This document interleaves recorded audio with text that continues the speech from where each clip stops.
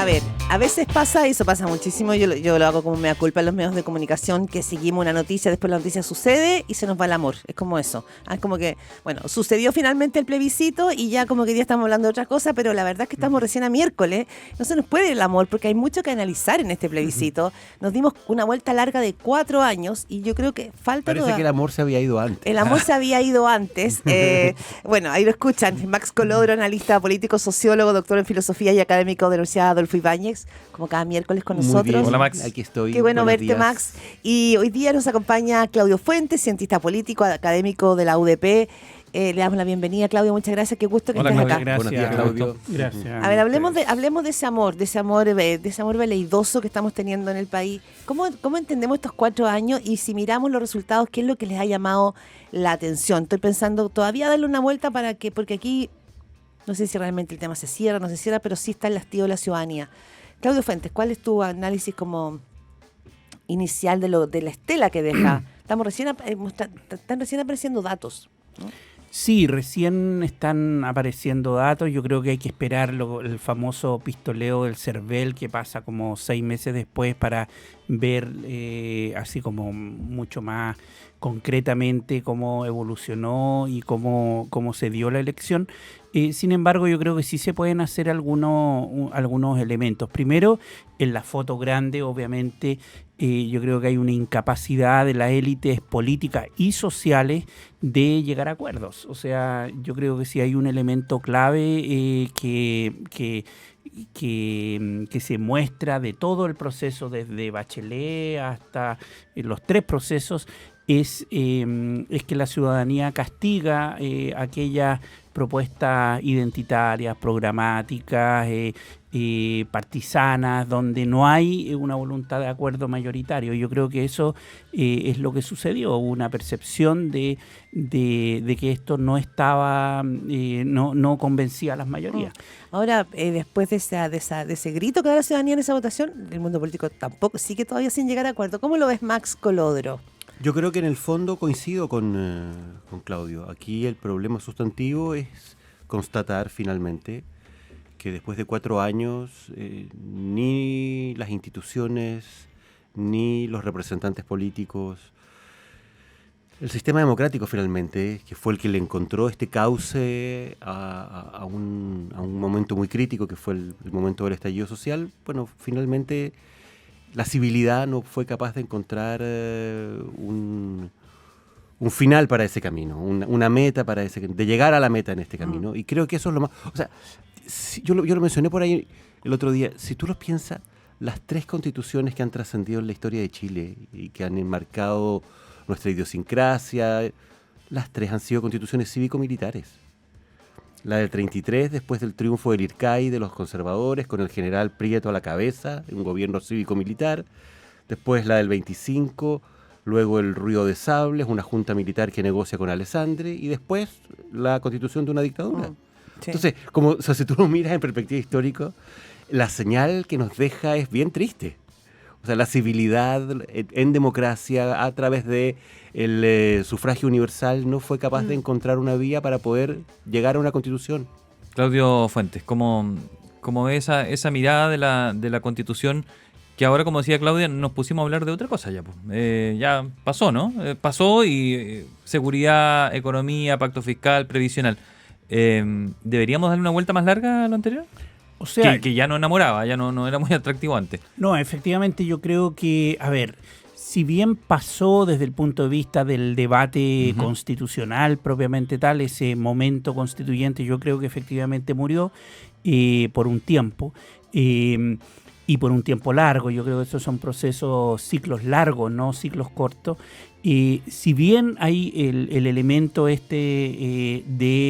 cómo se establecen acuerdos, sigue. O sea, y estamos viendo que desde el día 1 el tema pensiones, el tema ISAPRE, que aquí está a la vuelta de la esquina, son los temas que van a interpelar de nuevo a los actores políticos a si acuerdan o no acuerdan una ruta para sentarse en la mesa y llegar a acuerdos hasta que duelan. Ese proceso es lo mismo que hemos visto en los últimos 4 años. Ahora bien, yo creo que también hay una lectura del plebiscito que se va a proyectar hacia la presidencial. O sea, hay lecturas de los actores políticos de ese plebiscito que se proyectan en el comportamiento, particularmente en la derecha. Pero presidencializar desde ya este plebiscito no es también una manera de negar, de negación. Estoy pensando en lo siguiente.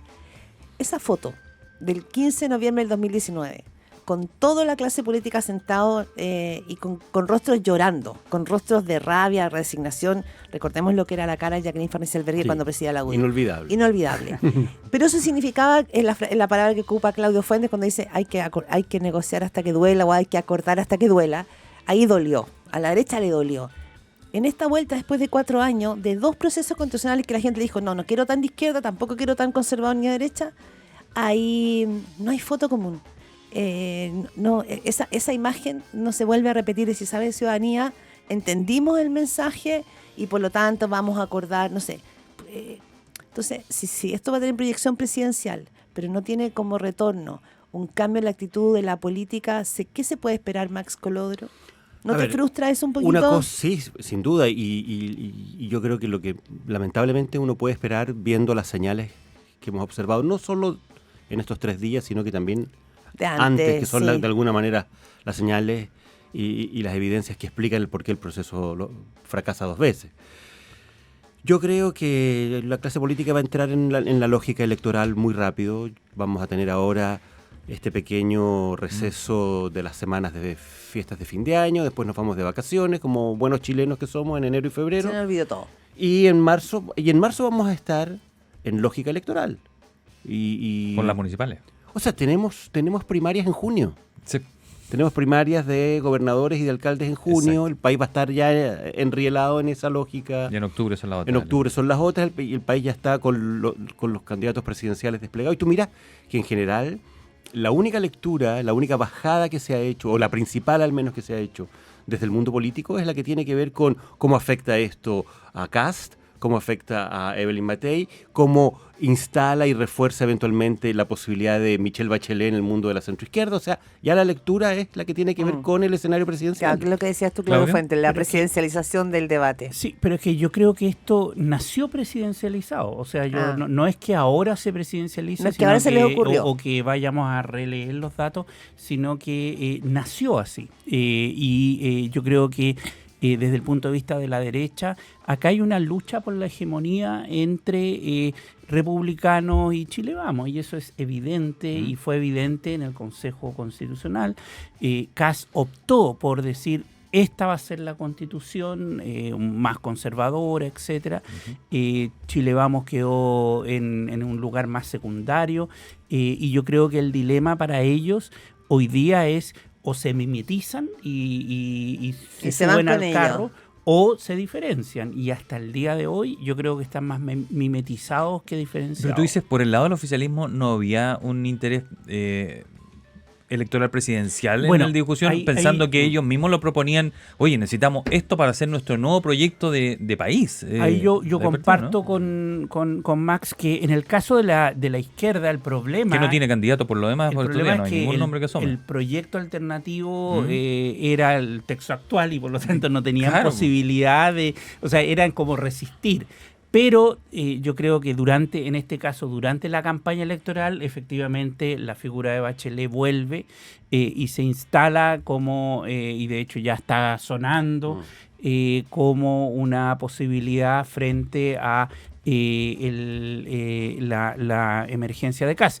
Es interesante que Esquella, por ejemplo, el presidente Arturo del Partido Republicano, dice, nosotros ganamos, pasamos de 3.6 a 5.4. Entonces, su lectura del resultado es, acá estamos creciendo y acá vamos hacia la presidencial. Entonces, yo creo que ese es lamentablemente, ese va a ser la dinámica que nos va a atrapar a partir de enero, como decía Max. Infórmate primero y mejor.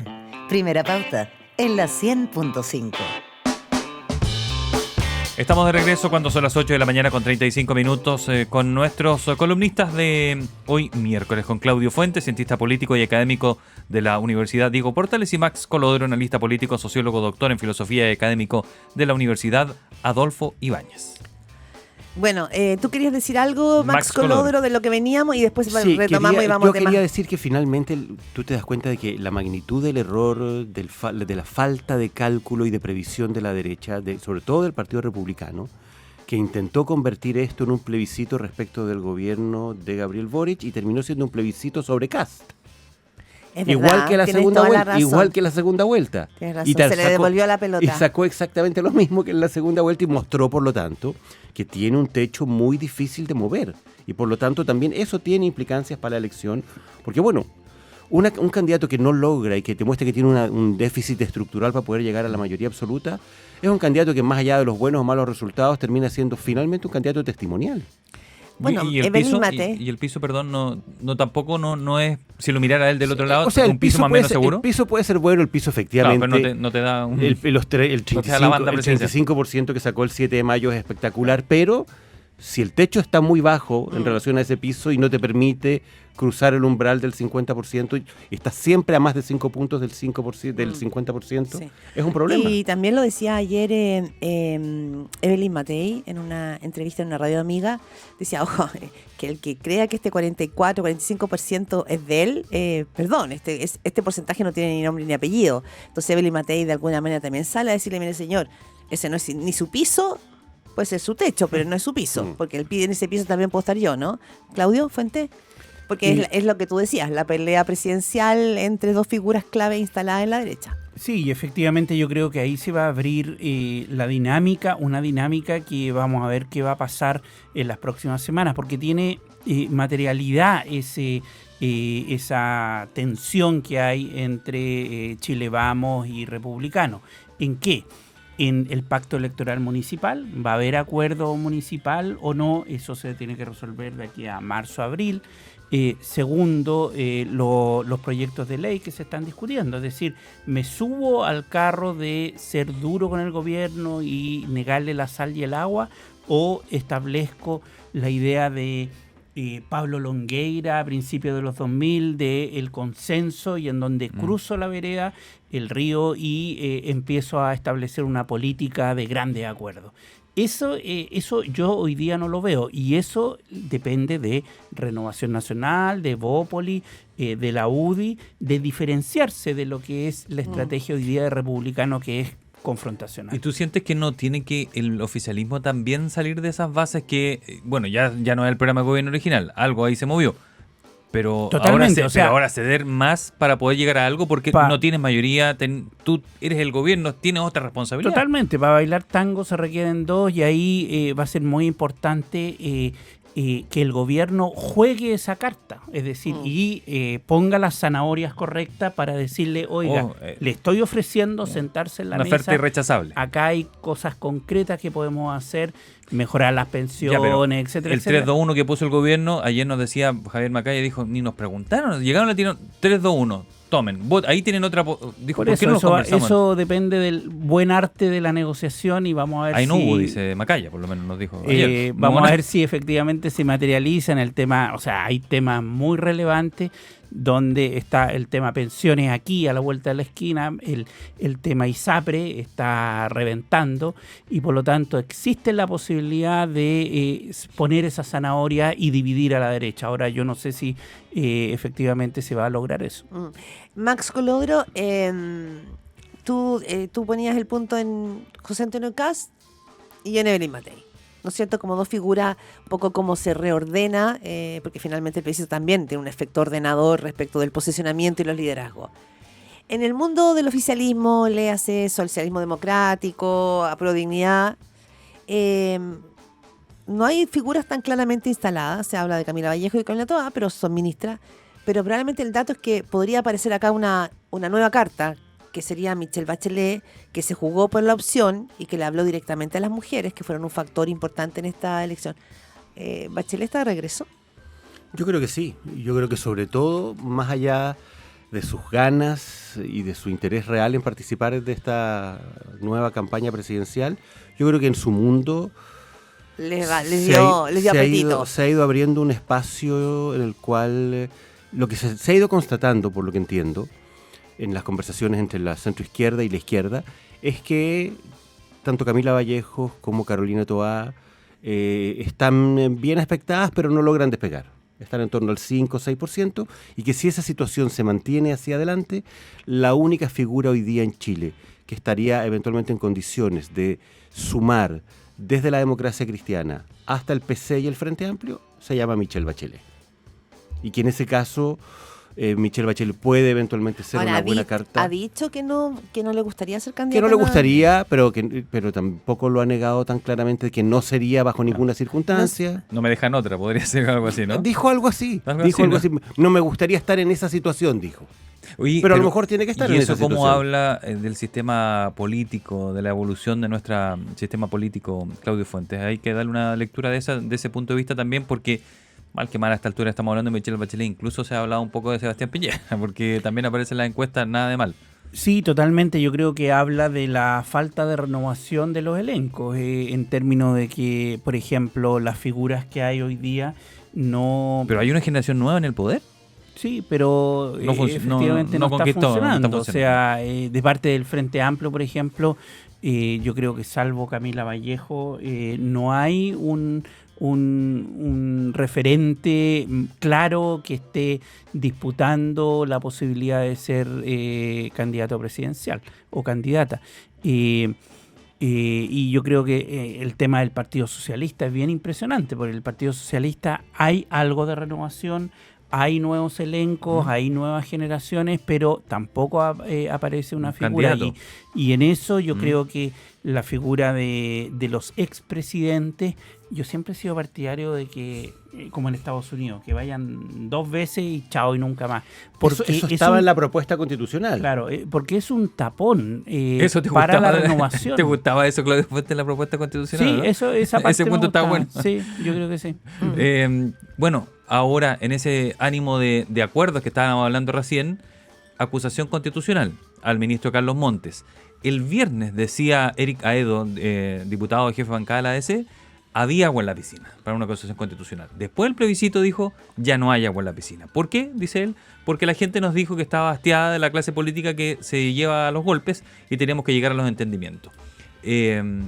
Porque la oposición salió debilitada del plebiscito y porque el pero gobierno... ¿eso en qué responsabilidad le quita a un ministro, por ejemplo? Para que la gente lo entienda, nuestros auditores entiendan pero eso. Seguramente tiene que ver con la consideración de los votos. Es una pregunta retórica para que nuestros auditores entiendan. La acusación es finalmente un instrumento político. Y quienes salieron debilitados del plebiscito son la oposición, aquellos que buscaban presentar esta acusación y que estaban en una ofensiva muy fuerte en contra del ministro de Vivienda, y el gobierno salió fortalecido. O sea, hubo rumores fuertes de cambio de gabinete después del domingo, y esos rumores quedaron de alguna manera disminuidos, postergados. ¿Por qué? Bueno, porque el gobierno tuvo un respiro y un alivio importante el domingo, y eso le permite seguir hacia adelante, tener de nuevo en algún sentido más conducción y más manejo del escenario político, presionar a la oposición para la búsqueda de entendimientos y de acuerdos. Es decir, el escenario del día lunes es un escenario distinto al que había el día viernes, sin ninguna duda. Y en ese escenario, Claudio Fuentes, Max Colodro, la resistencia de soltar al ministro Montes, ¿sigue siendo una buena estrategia para el gobierno? Para la oposición.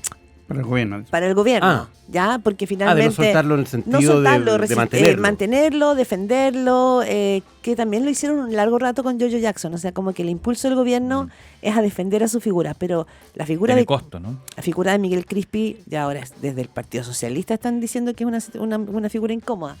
El gobierno no debería quizás tratar como de bajar un poco el tono para poder establecer los acuerdos con la derecha, o con la acusación todo se tensiona y se crispa más. A ver, yo soy independiente, sí. no milito, por si acaso. Qué bueno, eso está bueno. A ver, yo hubiera sacado a Montes y a Crispi unos 2 meses antes del plebiscito, y esto por una razón estratégica. Para no llevar el tema en la moneda, ¿no? De no llevar el tema y tenerlo ahí y sabemos eso, y por lo tanto... políticamente, estratégicamente, yo lo hubiera sacado y lo hubiese, ya, ¿quieren discutir temas en serio? Discutamos temas en serio. O sea, tendría una estrategia distinta. Y yo creo que en eso el gobierno optó, y eso es independientemente de el prestigio, el reconocimiento que uno le puede dar a Carlos Montes, etcétera. es independiente de eso. Yo creo que es más bien por razones estratégicas de el escenario que se enfrenta el próximo año. Es un flanco eso, ¿no? Es un Max, flanco ¿tú también que- coincides en eso? Totalmente. A mi Porque juicio. decían, no sabemos lo que va a seguir arrojando el caso Convenio. Ayer se conoció del primer ñoqui que estaba en el gobierno, que Uf. Carlos Contreras, que es una persona que no existía, que no iba a trabajar, nadie lo ha visto nunca y que cobraba en la Seremi de Vivienda de Antofagasta, que Carlos Contreras lo incluyó. Entonces todo eso va a seguir golpeando dentro de la moneda. Es decir, sigue el tema chocándose adentro. Puede que la acusación constitucional fracase, pero el tema sigue ahí, Yo hoy ¿o no? día le veo más posibilidades de fracasar que de prosperar a la acusación constitucional. Pero eso el en tema no este lo saca nuevo- de la moneda, a eso me refiero, ¿no? Pero el tema va a ser, yo coincido contigo, el Ya. tema va a seguir escalando y en desarrollo. Yo por lo que he sabido, por las conversas que he escuchado, el diseño del gobierno es tratar de mantener, de sostener a Montes y de sostener el cambio de gabinete hasta marzo, y en marzo hacer un cambio profundo. ¿Con qué idea? Con la idea de instalar un gabinete de campaña. Un gabinete ya preocupado de la O sea, variable y electoral. tendría que salir en ese caso las candidatas. Porque lo que viene para ellas dos, es decir, yo creo toda que todavía no. Vallejo, Yo creo que no ¿No? necesariamente. Yo Ah, creo ya. que a las candidatas porque como no van a ser candidatas en la municipal Sí. ni en la de regional, las pueden sostener por lo menos Ya. hasta octubre. bien, Por, entiendo. por ley tienen que salir un año antes. Oye, en esta discusión, Max Colodro, Claudio Fuentes, sobre los resultados de este plebiscito que también, ¿no es cierto?, instalan el debate presidencial, sobre todo el foco sobre las figuras presidenciales, ¿qué se podría leer o diagnosticar cuando vemos que finalmente este plebiscito lo giraron los jóvenes y las mujeres? ¿Qué habría que entender respecto a los candidatos? O sea, digo, son actores importantes, y son clivajes importantes, ¿no? ¿Cómo lo ven ustedes respecto a los candidatos en curso? Kast, Matei, eventualmente Bachelet, que no sé si sí, pero Toa. Hay que hablarle a otros grupos. Claudio. Sí, o sea, a ver, de nuevo, respecto de los resultados del plebiscito, que es lo que hay que desmenuzar, efectivamente, primero le da un aire a la izquierda, porque estaba muy en el suelo y ahora dice, oye, aquí hay una luz de esperanza por el tipo de resultado. Hay nichos que yo puedo apelar, y ahí hay esos dos nichos que tú mencionas. El primero, los jóvenes. Segundo, los territorios. Claramente donde hay mayor simpatía por el mundo más progresista, etcétera, es, y esto ya lo sabemos, en la zona central del país, la metropolitana, Valparaíso, donde se van mejores rendimientos. Y el tercero, el tema mujeres.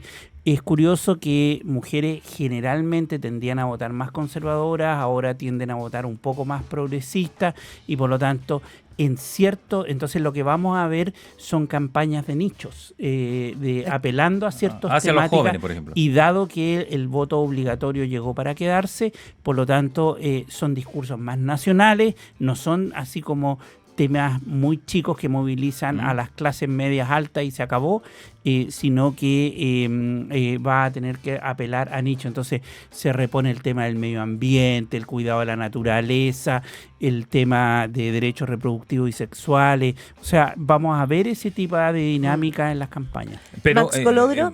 Max, ayer leí a alguien que escribía eso, decía, oye, si fueron la clave los jóvenes, ahí está, va a ser agendas progresistas. Pero decía, ojo, que esos jóvenes son los que sacaron a Milei ganador en Argentina. Que yo creo que Lo la decía situación en Valdivieso. Argentina, No me acuerdo si Sí, eso creo que sí. lo decía lo de Valdivieso. Argentina es una anomalía. Sí. En general, tú miras efectivamente las votaciones del mundo joven, son votaciones que tienden a las fuerzas más bien progresistas. Lo de Milei yo creo que es una anomalía que responde a la gravedad y A la otra profundidad de la crisis económica en claro. Argentina. Y ahí los jóvenes estaban muy Sí. apretados por el el tema desempleo, económico y el desempleo, por la falta de Y sin perspectiva. perspectiva, sin horizonte. Pero en el caso chileno yo coincido en que el resultado del domingo le da una señal de alerta muy importante tanto a Kast como a Evelyn Matei, en el sentido de que aquí hay temas en ese mundo, que para ese mundo son importantes, para qué decir, en el caso del Partido Republicano y de Kast, que son temas que son muy contraproducentes y que generan muy poco respaldo y entusiasmo y que más bien generan distancia, rechazo y la idea de ir a sancionar a través del voto esas posiciones en el mundo de los jóvenes y en un sector importante del mundo de las mujeres. Entonces, en eso, al menos en ese punto, que es un punto no menor, en eso Michelle Bachelet, a mi juicio, corre con ventaja. O sea, Fue Cristian Valdivieso, va a hacer justicia, nuestro querido Sí. compañero de los martes, que dijo, ojo con las lecturas apresuradas con respecto a un mundo globalizado, con respecto a los jóvenes. Se refiere. Sí, ahí hay un punto que es interesante y bueno, nos queda nada, un segundo, quizá No, un un momento par de cada minutos, uno, queda un par breve. de minutos. Chile entonces no había hecho un giro conservador, yo creo que Chile no ha hecho un giro a ningún lado. ni progresista ni Ni conservador. hacia un lado ni hacia el Ya, otro. todos son sobre lectura. Perdón, y Atria dijo algo que es muy cierto. Si tú miras las elecciones en América Latina, en los últimos años al menos, no sé si las últimas, la gente está votando rechazo a todo, a los gobiernos. La gente no reafirma, no vota por el gobierno, vota por la oposición. La gente no le da la posibilidad de la continuidad a las administraciones en turno, vota. Entonces, es más bien un voto de rechazo al sistema y a la política. Y Claudio lo Fuentes. otro es que hay identidades marcadas, consistentes, de izquierda y de derecha, 4 millones y 5 millones respectivamente. La derecha yo creo que tiene un poco más de caudal de voto asegurado que la izquierda. Y hay un segmento intermedio que no es de centro propiamente tal, así como el centro ¿Ya? antiguo, que antes era la DC el que estaba ahí. Ahora ya no está, es un grupo intermedio que se está oscilando. Y son estos 2 o 3 la oferta, millones. según lo que lo convence. Según lo que lo Ya. convence, que no es ideológico, etcétera. Entonces, cuando vimos el plebiscito de entrada, ese 80% era el 40% de los votantes habilitados para votar. Eso era. Y por lo tanto, lo que vemos es quién domina, qué minoría va a dominar en determinados momentos. Max Colodro, ¿cómo ves que ese centro se va a definir? ¿Quién lo va a conquistar ese centro? Todo es la pregunta del millón, ¿eh? Porque todos Si tú dicen lo somos un piensas, partido de en centro. estricto rigor, a ese centro le está yendo mal hace mucho rato. Se ha debilitado la DC, se ha debilitado el PPD. Todos los esfuerzos que se han hecho por generar un nuevo centro, por instalarse en el centro, les ha ido mal a todos. Le fue mal a Andrés Velasco con Ciudadanos, le fue mal a Lili Pérez con Amplitud. Evópoli ha tenido muchas dificultades y ahora Amarillos y Demócratas también están con muchas dificultades. Ellos dicen que se están instalando ahí, es su evaluación, Pero por tú te das supuesto. cuenta de que son cosas muy minoritarias, Ya. muy de élite, que Estamos no hablando del generan 4%, Es muy ¿no? poquito. Eso dices tú, toda- Claudio. o sea, y paradójicamente las encuestas te muestran que entre el 60 y el 70% de la gente se dice más bien independiente, más bien Sí. moderada, más bien de centro. Y sin embargo, ese mundo, esa inmensa mayoría de chilenos no tiene representación. Bueno, es un voto bien racional ese, ¿no? El que siempre hemos tenido en el último tiempo, esa gente en mayoría es un voto racional. No se casa Voto con un de lado. sentido común. Es el voto de sentido común. O un, ¿Sí? vat- ¿Sí un tú vo- coincides un con eso, Claudio, voto, no? un voto emocional, en el sentido que no es racional, en el sentido que más bien lo que lo mueven son emociones del Yo momento. tengo la sensación de que es un voto también en algún sentido conservador. Ah, Sí, Porque puede ser. ¿eh? si tú piensas el resultado Es poco político. El resultado de estos dos plebiscitos de salida es que No, finalmente la inmensa mayoría de los chilenos le puso un marco, le puso un margen, un borde al proceso constituyente. ¿Claudio? No muy hacia la izquierda y tampoco muy hacia la derecha. Pero conservador en el sentido De que finalmente prefiere lo que hay de a las statu quo. a las De aventuras. statu quo, sí. Statu En quo. ese sentido, claro. Pero efectivamente yo creo que es un voto que es difícil, que va a depender mucho del tipo de oferta y el problema es que la credibilidad de la oferta también es relevante. Y yo creo que la credibilidad de la oferta que hoy día se hizo, el a favor, no funcionó. La gente no Claro. le creyó a esa oferta que era como la estabilidad económica, la seguridad. O sea, pusieron todos los temas de precaución ciudadana y la mayoría funcionó. no le creyó. Max Colodro, Claudio Fuentes, un gustazo arrancar este miércoles con ustedes aquí en Radio Pauta. Muchas que gracias tengan a un ambos, bonito día. Buenos días. Gracias por haber- Gracias.